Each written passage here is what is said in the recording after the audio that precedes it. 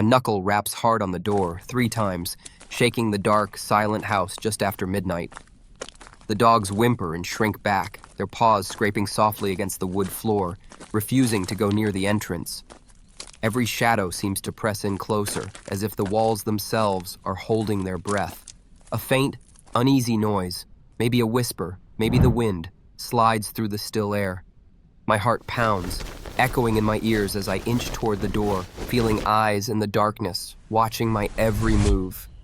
So what do you do when you're standing in a stranger's foyer and everything feels just a little too quiet? I remember thinking, maybe it's just me. Maybe I'm imagining it. But as I looked around, the air felt heavy, like it was pressing down on my shoulders and making it harder to breathe. The house looked normal at first. Pictures in gold frames, clean wooden floors, light from an ornate chandelier spilling across the rug. But everyone was so quiet. I could hear the clock ticking in the next room, louder than it should have been.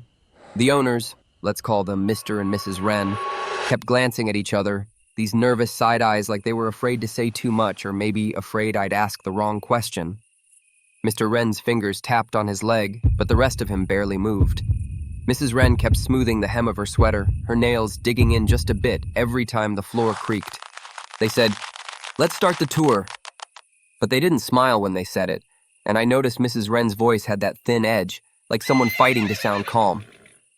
We stepped into the hallway, but it felt like every step was being watched by someone or something I couldn't see. Something in the air tingled, like right before a thunderstorm. Rooms opened abruptly, no warning. Mr. Wren twisted a doorknob, opened a door, then moved on, hardly pausing to explain what was inside. The kitchen was bright and spotless, but I swear I felt dozens of eyes on me as I crossed the tile floor. Little things felt off, napkins stacked with military precision. A drawer was open just a crack, the edge of a knife glinting inside. And every corner, every single one, had a camera. Some tucked just under the ceiling, others perched near the smoke alarms, their red lights blinking. When I caught one in the hallway mirror, I flinched. You got that prickle on your skin, like when you sense someone is staring at you from across the street. Mrs. Wren would say, "Quieter now. This is the living room." Her eyes flicked up to a camera mounted above the fireplace, as if she was trying to figure out if it'd catch her lips moving. The fireplace itself hadn't been used in a while, but I could still smell old ashes, mixed with something sharper, maybe cleaning products. There was a photo of a little boy on the mantel, maybe 5 or 6. His smile faded in the glass, but his eyes seemed to follow you wherever you stood. Every door groaned open, even though they looked new. Once, Mr. Wren reached for a handle, and it swung inward right before his hand made contact. He didn't jump, but there was a tight line in his jaw, the kind people get when they're scared but trying not to show it. "Guest room," he said, and left the door wide like he wanted me to really see inside. The bed was made, but crooked. A shirt was tossed across the chair, as if someone had been there just minutes before. I noticed muddy footprints on the rug, small, child-sized, leading under the bed. But no one mentioned them, so neither did I. The house seemed to react, doors opening or shutting just as we reached them, sometimes slamming shut loud enough that the dog, who'd finally decided to follow, bolted backward. Mrs. Wren tried to explain the layout, every word coming slower and softer as the tour went on. "There's the bathroom, and the office. This is, well, we use it for storage." She never walked into the rooms herself. She just stood at the door, hand gripping the knob so hard her knuckles went white. We passed a hallway lined with family photos. 3 generations looked back at us, but the faces were all blurred, probably from the camera, but still uncanny. I stared too long at one picture, and Mrs. Wren cleared her throat, like she wanted me to keep moving. The light bulbs here flickered overhead, making the shadows pulse and dance on the walls. It felt like someone was following just out of sight, moving from shadow to shadow, staying right behind us no matter how fast we walked. At one point, Mr. Wren paused at a locked door at the end of the hall. "Don't go in there," he said softly, almost to himself. A cold breeze seemed to drift from under the door, chilling my ankles even though the air conditioning hadn't kicked on in hours.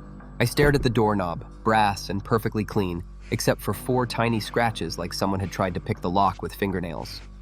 There were more cameras in this hallway, 3, maybe 4 just in this 10-foot stretch. The dog started to growl, low and anxious, then backtracked, tail between its legs. He doesn't like this part, Mrs. Wren whispered, hugging herself. We climbed the stairs, the steps creaking under our weight, and as we reached the landing, another door creaked open just ahead of us.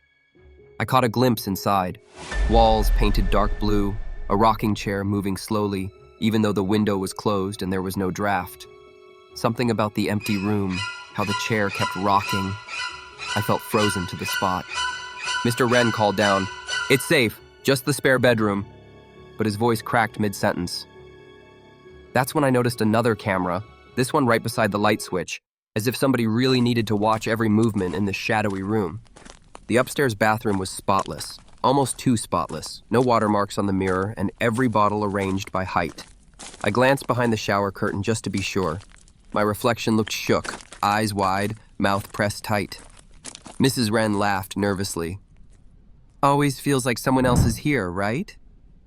But she didn't sound like she was joking.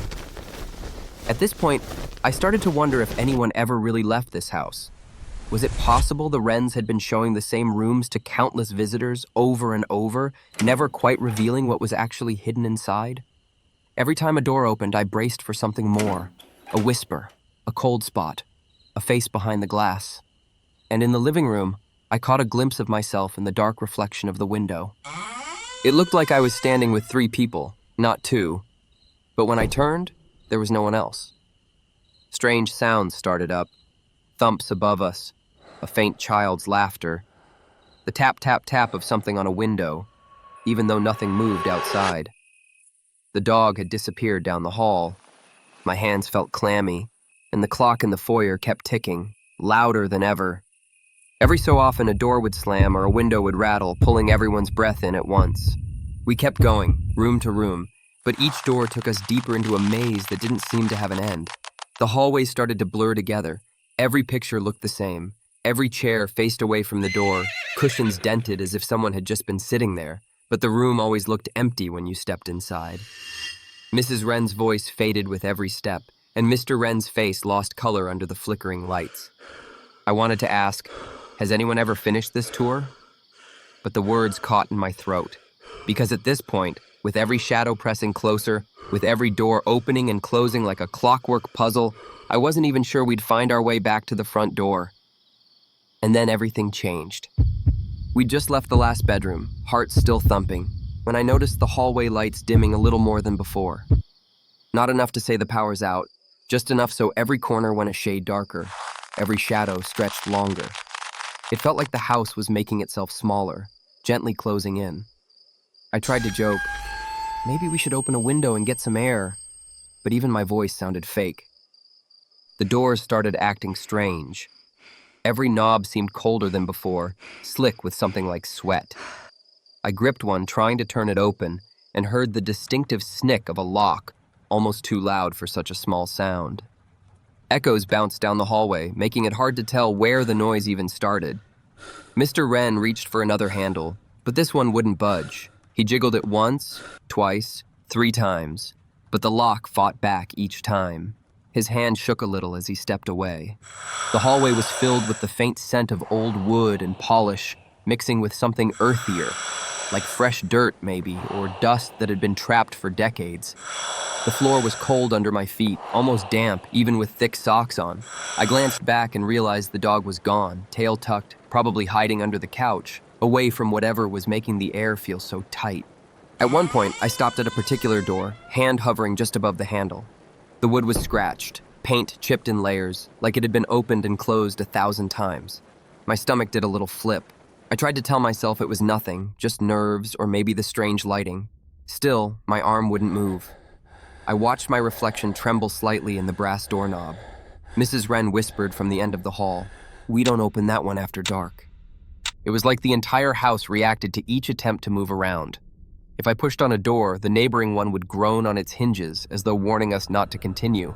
Sometimes you'd hear the gentle click of a lock behind you, right after you stepped out of a room, making sure you couldn't just walk backward and escape. Doors that were wide open just minutes ago became stubborn, refusing to move. We walked slowly through the living room again, couch cushions slightly dented, as if someone invisible had just gotten up. The pillows smelled faintly of lavender and a trace of something burnt, maybe a long-gone fire or a candle left too close to the wick. Everywhere I looked, the house seemed to breathe.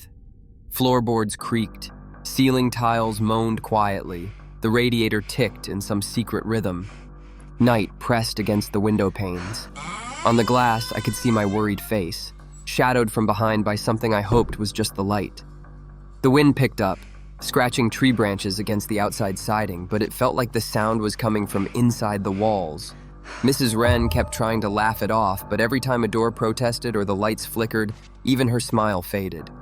Frustration started to settle in. I tried another door, this time to the garage. It rattled in the frame but wouldn't shift. My breath fogged up in the cool hallway, too cold for this time of year. Mr. Wren dug through his pocket for keys, found the right one, and tried the lock, but it jiggled uselessly, refusing to turn. He muttered, "It's always the same. Keys never work the way you expect." We gathered in the foyer, the only spot still half lit. I could feel every eye, real and electronic, bouncing off the walls, bouncing off my skin. Panic wasn't here yet, not exactly, but it was close. My heart raced, chest tight, and sweat made my palms slip on the cold doorknob. That's when I noticed. Every few seconds, I'd glance over my shoulder unconsciously. Not just once, again and again, like I half expected something or someone to step out of the shadows. Even Mrs. Wren, trying to comfort the dog, kept looking around, eyes wide and wild. I tried the front door. No luck. The lock turned, but nothing happened. The whole thing was sealed tight, like it had never opened in its life. Outside, a street lamp flickered behind clouds, giving off a weird greenish glow that crawled around the porch and made every branch look like a hand reaching out. I tapped on the glass once, twice, hoping the echo would bring a friendly face, but the night swallowed every sound. A strong odor hit then, old cedar and something iron, like a hint of rust or blood. I shivered. Inside, the air kept growing colder, and the house itself seemed to creak with old, unhappy memories. I thought about all the stories I'd read about haunted houses, about locks that froze shut and places that didn't want you to leave. This felt too real. Mr. Wren tugged at the dining room door. The knob spun, but the door stayed firm. He tried shouldering it, but it moved an inch before slamming shut with a deep final crunch that echoed through the house long after he let go. For a weird second, it almost felt like the walls were watching me. Every picture frame a silent witness, every closet door hiding something more than just dust and old coats. I pressed my back to the wall, trying to slow my breathing, counting each inhale and exhale. It's just a house. Just a house, I told myself, whispering so low that nobody could hear it but me. But the house seemed to disagree. We circled back to the hallway with the scratched door. The urge to try again got stronger. "It won't open," Mrs. Wren said, softer than before. I reached for the knob anyway, but it wouldn't even twist. The scent was stronger here. Damp, earthy, a hint of cold stone. For a second, I heard something. A tiny scratch or maybe just my own fingernail trembling. "Let's keep going," Mr. Wren urged, almost pleading. We did, passing by room after locked room, each one more secure than the last. Every lock fought back, every handle colder, every hallway dimmer. The living room clock struck the hour, but the chime sounded warped, stretched out like it was moving underwater. Some windows rattled, just a little, but the glass was fogged on the inside, too thick to see anything beyond. We were getting tired, but sleep felt impossible with the noise, the cold, and the sense that something unseen was close. It was around this point I realized I'd lost all sense of time. We'd been trying doors, windows, even looking for attic ladders, anything that would give us a way out, but every path led back to where we started. The sound of a floorboard creaked somewhere upstairs, but I knew we hadn't been up there in an hour, maybe more. My legs hurt, but I felt like I had to keep moving, had to keep checking the doors, even if it was hopeless. The others started to snap, patience worn thin. Mrs. Wren cried quietly, angry at herself for showing too much fear. Mr. Wren punched the kitchen door with his fists, bruising his knuckles even more. Every little thing put us all on edge. The silence after each failed attempt was the worst. Thick and suffocating, like the house was gloating. Every so often, I'd hear a faraway sigh, or a whisper I couldn't place, and goosebumps rose all over my arms. I started to notice strange markings carved in the wood on some of the doors, tiny X's and lines, maybe tallies, as if someone had been keeping count, but of what? At that moment, standing in the chilly half-dark with the dog whining nearby, I realized something strange. The scratching at the door we first heard at the start of the night was back. But now it was inside, not outside. Every instinct screamed to run, but there was nowhere left to go, nowhere left that hadn't already turned its back on us. The question is why? You know that feeling when you're almost positive someone's watching you, even if you're totally alone? That's what this night had become, except this time, there was proof. Cameras blinked in every corner. Every room was covered, sparkly red lights pulsing like tiny electronic heartbeats, recording every move. But it was never clear if they were there for safety or something else entirely. At first, I tried to ignore the blinking lights, but then we noticed the monitors. There was a room, dark, windowless, the kind of place where you'd usually find dusty boxes and forgotten junk. But instead, it was covered wall to wall in screens. Each one showed a silent feed: living room, kitchen, hallway, bedrooms, even the porch. Sometimes the screens glitched, flickering from static to murky black and white and back. It made the hairs on my arm stand up every single time. On one screen, we watched a chair in the hallway. At first, nothing moved. Then, right there in front of us, the chair slid half a foot across the wooden floor. Slow, steady, not jerky like someone bumping it, but like someone invisible was pushing it on purpose. Nobody in the house was even close to that part of the hall. No pets, no wind, nothing at all. For a split second, the shadows behind the chair stretched and thickened, a shape flickering through them. The room felt colder just watching it happen, and even the wrens went pale. The monitors zoomed in, either automatically or by some hidden control. Shadows danced in the corners, just behind where the light met the dark. One feed, from the narrow back stairs, caught a blurry figure, there, then gone. It wasn't any of us. The shape was hunched, almost human, but not quite. Maybe it was just a trick of the angle, but when the footage replayed, everyone in the room tensed up. Mrs. Wren mumbled, "This happens sometimes late at night." Other footage ran on a loop, and if you stared long enough, more oddities appeared. A lampshade would tilt by itself, a bedspread crease as if weight pressed down, lights flicker in an empty dining room, all while the family portraits stared quietly down. The longer we watched, the more everything inside the monitors felt alive and mean.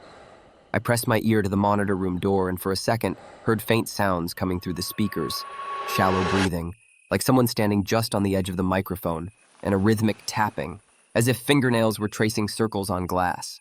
The Wrens brought in a security guard for backup. He was tough-looking, built like an old linebacker with a flashlight tucked in his fist. He watched the screens with us and shook his head. Every night, same thing. Midnight comes and I hear footsteps upstairs. There's nobody up there. I go up, check every door, nothing. Sometimes the door slams, but when I run up, they're all still locked from the inside. He told us about a night when the cameras caught a shadow at the front window right after midnight. Saw something move, tall, just outside the glass. I went to check, nobody there. Next morning, we found muddy footprints leading away. I asked if he was ever scared. He gave a short, nervous laugh. Not scared exactly. More like, I know I'm not alone. Back on the monitor wall, the office camera showed an empty desk, scattered papers, and a single flickering light bulb casting strange shapes across the ceiling. The camera's focus shifted suddenly, as if something brushed past it. For a moment, a door in the back of the shot swung open, stayed that way, then closed slowly on its own. Sometimes when the breeze outside died and the house fell perfectly silent, the only noise left was the whirring of the monitors cycling old security tapes. Every so often, a tape would jump to a scene we hadn't seen yet. A blurred child running past the staircase, chairs rocking by themselves, shadows forming patterns that looked almost deliberate. It all made me question, how many things had these cameras caught? How much had the Wrens really seen and not told us? The air got thicker, my breaths grew shallow, and every part of me felt exposed under those endless blinking eyes. The worst part was the feeling you got while watching. Not just fear, but the certainty that while you were watching, something was also watching you. Sometimes, the goosebumps came up on my arms a split second before a shadow darted across the screen. The sense of being watched was impossible to shake, as if unseen eyes peered through cracks in the walls and holes in the ceiling fixtures. I found myself checking the ceilings, scanning for other cameras that could have been hidden in smoke detectors, vents, even inside the blinking clocks. Mrs. Wren admitted, "We stopped counting. My husband tried to keep track when they were first installed, but now they almost appear on their own. Half the time, we find a new one that wasn't there the week before." The guard replayed some of the more recent recordings. "You see this?" He pointed as a shadowy shape, almost like a warped silhouette, flickered in and out by the bathroom door. The timing matched the strange noises we'd been hearing from that wing of the house. Even after we stepped away from the monitors, the feeling lingered. Each hallway looked darker. Each step echoed a second too slowly. It got to the point where every squeak or sudden movement felt threatening, as if the walls were responding, recording, and remembering. Later, when we tried to gather in the living room, the camera's tiny red lights formed a constellation above our heads, tracking us like prey. I wondered, were the cameras keeping the ghosts in, or were they keeping the rest of us out? There was one last moment that stuck with me. We all watched the monitor as the clock struck midnight. There was nothing on the feed at first, just the usual grainy picture of the shadowy main hallway. Then, as the chime faded, a blurry image flickered right by the staircase, a figure just for an instant, head tilted, watching. No one said a word. We didn't need to. Everyone's goosebumps answered for them. But that wasn't even the strangest part. It started simple, just wanting to get out. We realized every exit was blocked, but that was when the house really began to change. First, the obvious ways slammed shut. Every time someone tried a door, the house answered with a loud, echoing click that sounded more like a warning than a mechanical lock. It was like the house wanted us to hear it giving up control, locking us in, making sure we knew just who was in charge. Mrs. Wren tried the front door again, her fingers trembling on the deadbolt.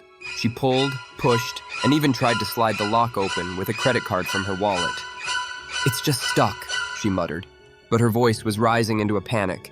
The more she fiddled, the colder the air behind her got, until fog started creeping up the glass from the inside. The windows quickly followed suit, frosting over so quickly you could barely see the porch light anymore. It felt like the house itself was closing every possible escape, not just locking doors, but changing the rules as it went. We tried a window in the back, pried it loose after a ton of effort. The outside air bit at our skin for just a moment before the pane dropped shut with a sudden, angry slam. The noise rattled the room, and suddenly every other window in the house started to fog, the cold seeping from inside, not out. Even the dog barked once, but then whimpered and hid under a table, nose to the ground.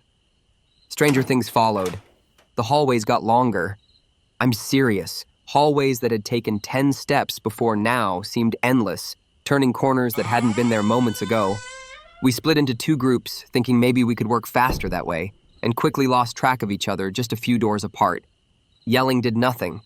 The walls ate every sound. No echoes, just silence that pressed against your ears until your head hurt. Every time I tried to return to the living room, I'd turn a corner and find the same painting of a woman in a blue dress, staring without eyes, hanging over a piano that hadn't been tuned in decades. That painting was everywhere. Backtracking never worked. Every hallway felt like it was moving while we stood still, and sometimes the sunlight outside faded as if a cloud had passed, even though it was well after midnight. Every object started to change positions. I put my phone on a table in the foyer, but found it later beside the kitchen sink, screen cracked and battery drained. A lamp switched rooms. Shoes I'd left by the staircase showed up on the dining room table. The house had moved things. Not in any way that made sense, but just enough so you always felt slightly off balance. That's when the dread began to grow. Something was playing with us, and it knew the rules even if we didn't. At some point, desperation pushed us to try the attic.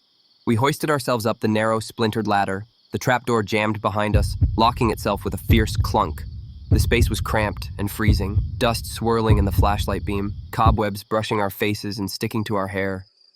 The only window up there was so dirty you couldn't see outside, but the darkness felt alive, shifting with every whispered breath. Mrs. Wren's voice cracked as she admitted, "We've tried before. The house won't let us out. I thought it'd be different if we had someone new with us, but the house, it doesn't care." We heard footsteps again, heavy, impatient. They could have been above us, below us, or walking inside the walls. A sudden knock rattled the trapdoor, making us jump. The air was thick. Breathing got harder. I tried to force the door open, but it wouldn't move no matter how hard I pushed or yanked. The house tightened its grip, and the feeling of being stuck washed over all of us. The realization took hold. We'd never be allowed to leave unless the house decided so. The house was mean about it, too. If you tried a new way out, it made things worse. One hallway doubled back on itself, leading to a small closet where the only way out was the way you'd come in. The floors stretched, sometimes creaking beneath our feet, threatening to open up and swallow us whole. Our breathing grew sharp and shallow. Nobody talked much anymore. The only sounds were hurried, whispered ideas and each other's desperate footsteps. Somebody sobbed quietly, pushing at one more window even after their breath had fogged it into swirling shapes. The voice in my head kept saying, "Any second now, you'll wake up. Any second." But I didn't. Fear squeezed tighter and tighter. It was the kind of fear that makes your vision blur and your mouth go dry. I tried to make a plan, but for every idea we came up with, the house found a way to block it. Try the cellar, the steps vanished. Try the balcony, the door melted into bare wall. Even Mrs. Wren said, "It's like it's alive, like it knows we're afraid and likes it." I felt my own hands start to tremble, the light from my phone stuttering as if the batteries were draining extra fast. Sometimes there was laughter in another room, so real and close you wanted to follow it for comfort. But I knew if I chased that sound, I'd never come back. Panic set in. Every option, every door, locked or just outright disappeared. By now, it was clear. None of us were getting out the way we came in. The dog refused to budge from under the chair, growling softly at something none of us could see. The house seemed to enjoy our misery, creating little loops. Familiar rooms in the wrong order, the kitchen turning into the study swallowing up the stairs, all paths ending in locked doors with cold, angry brass. We were exhausted. Fear had shifted to despair. Mrs. Wren slid to the floor, eyes shut, repeating, "It'll be morning soon." But the clocks, every single one, had stopped. It might have been midnight for hours by then, or days. All I could think was, what if there weren't any good choices left at all? What if the house never gave us one to begin with? And then everything changed. So if you're waiting for this story to tidy up, with heroes marching bravely out into the sunrise, or maybe someone finding the right door at the last minute, well, it doesn't happen. Not here, not in this house. We all kept searching, hope flickering like a candle about to burn out, testing doorknobs, tapping on frosted glass, whispering to ourselves or to the house if that would somehow make it show us mercy. And the strangest part? Nobody really remembers when the night ended. Maybe it didn't. Maybe the house let us all go in its own way, dropping us one by one back at the front door, hearts pounding, knees weak, gasping at the first rush of fresh air. Or maybe some of us never left. Not really. Because the story's never given up its ending, and after everything, you start to wonder if you ever left that place behind at all. Walking away, if you can call it that, none of us looked each other in the eye. We muttered goodbyes, afraid to share what we'd seen, what we'd felt. For days afterward, doors at home felt different, a little heavier. Mirrors held onto my reflection too long. My dog flinched at knocks late at night. Sometimes, I think I catch a red light blinking from a corner where there shouldn't be one. The feeling that you're being watched doesn't fade as fast as you hope it will. The questions hang in the air, growing heavier with each night that passes. Was the house alive? Really alive? Was something moving in the walls, behind the cameras, guiding us deeper with each step? Did someone, years ago, set all this in motion, or has the house always been waiting for someone new to push their luck? What would have happened if we'd picked a different door, taken a different staircase, refused the tour to begin with? Did everybody come out in the end, or does the house still hold a piece of each person who visits?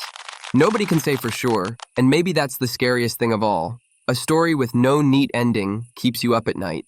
It sits in your chest and waits for you to notice, for you to remember the feeling of cold floors under your feet, the echo of your own heartbeat, the sense that something is staring at you from the shadows even after you leave. Maybe that house still exists somewhere, lights flickering, clocks stuck forever on midnight, waiting for the next knock or the next visitor who thinks they'll just walk right in and find a way out. I have to warn you, not every haunting has a moment of release, a big reveal, or a proper goodbye. Some mysteries grow bigger, not smaller, the longer you think about them. Some places don't want to be explained, they want to linger, to keep a little of your fear locked behind the last door you never dared to open. So before you go, I've got to ask, what would you have done? If you were faced with a choice, stay in a place that never lets you leave, or open just one more locked door, even if you know you shouldn't. Or maybe you've been somewhere that keeps its secrets a little too well, somewhere you can't quite forget. Tell me about it in the comments, if you dare. Just don't expect an ending. The story isn't finished. And somewhere, in a house that breathes when nobody's around, the tour is still going. Midnight comes and goes, the knocks keep echoing, and the only real thing you can count on is the shiver you feel every time you hear something, just outside your door.